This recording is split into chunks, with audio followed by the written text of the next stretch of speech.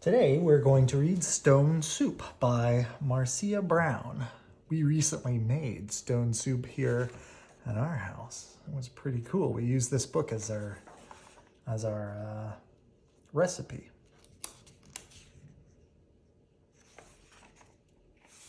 Stone Soup, an old tale.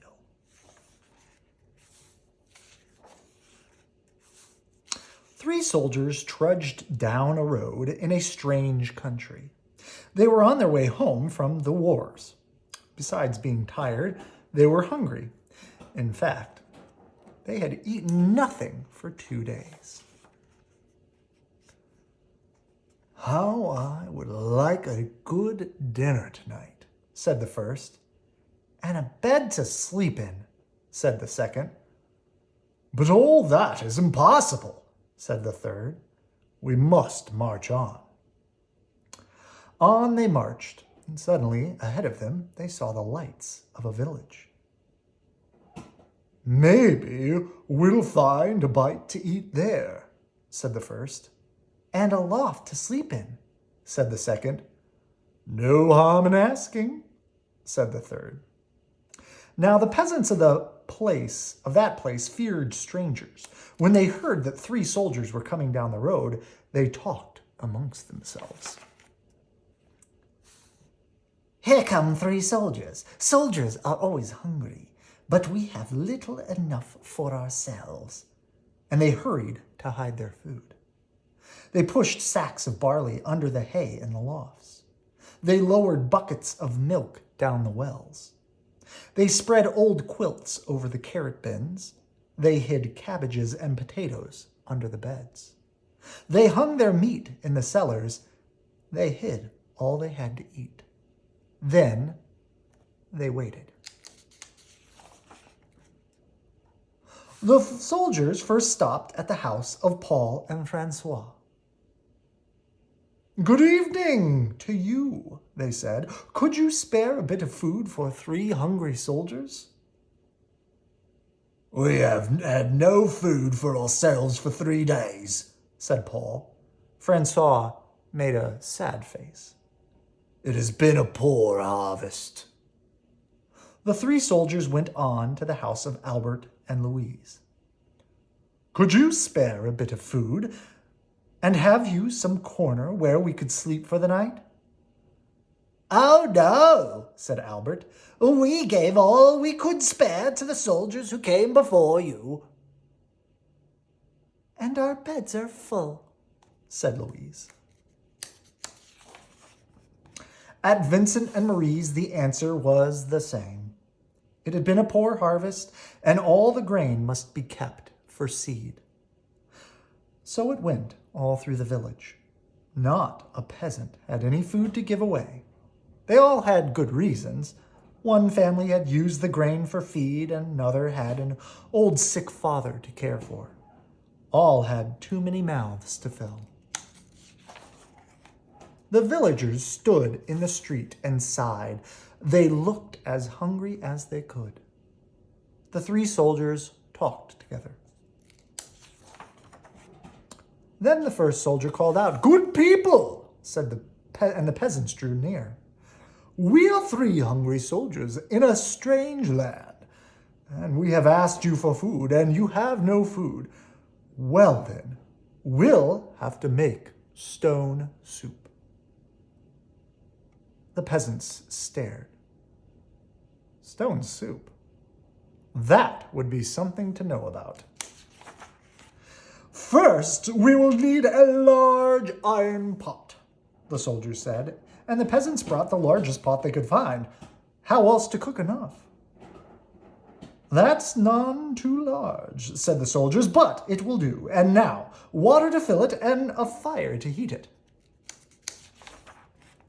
It took many buckets of water to fill the pot. A fire was built on the village square, and the pot was set to boil.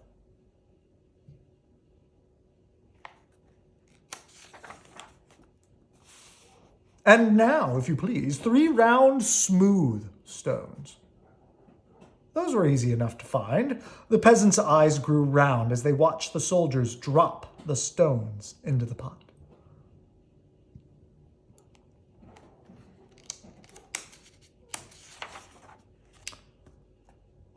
Any soup needs salt and pepper, said the soldiers as they began to stir. Children ran to fetch salt and pepper.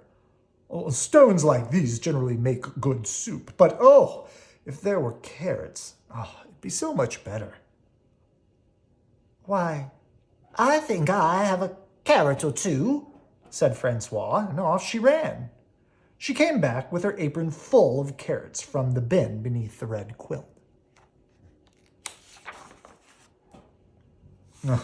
A good stone soup should have some cabbage, said the soldiers as they sliced the carrots into the pot. But no use in asking for what we don't have.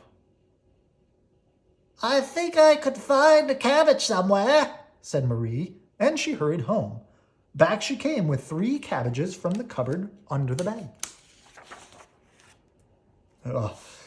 If we only had a bit of beef and a few potatoes, the soup would be good enough for a rich man's table. The peasants thought that over.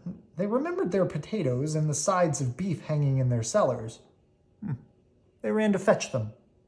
A rich man's soup, and all from a few stones. It seemed like magic.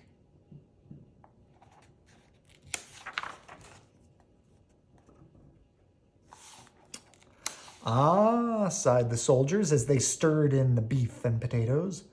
If we only had a little barley and a cup of milk, this soup would be fit for the king himself. Indeed, he asked for just such a soup when last he dined with us. The peasants looked at each other. The soldiers had entertained the king? Well, but no use in asking for what you don't have. The soldiers sighed. The peasants brought their barley from the lofts. They brought their milk from the wells. The soldiers stirred the barley and milk into the steaming broth while the peasants stared. At last the soup was ready. All of you shall taste, the soldiers said, but first a table must be set. Great tables were placed in the square, and all around were lighted torches.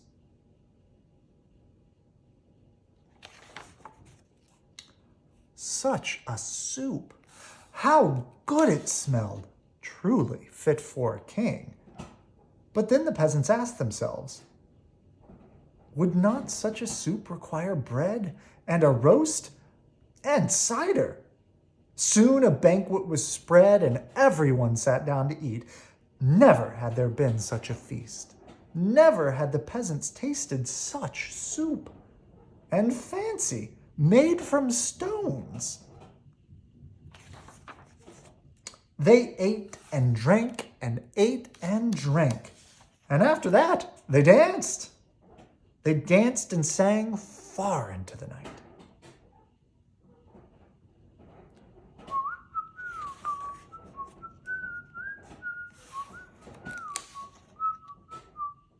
At last they were tired, and then the 3 soldiers asked, is there not a loft where we could sleep?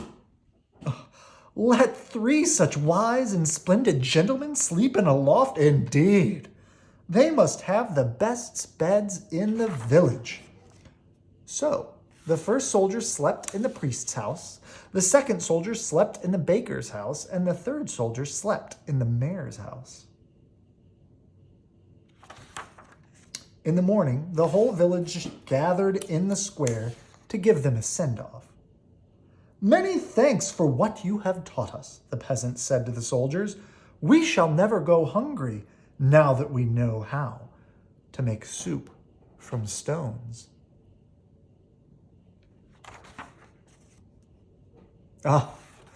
It's all in the knowing how, said the soldiers, and off they went down the road. Such men don't grow on every bush.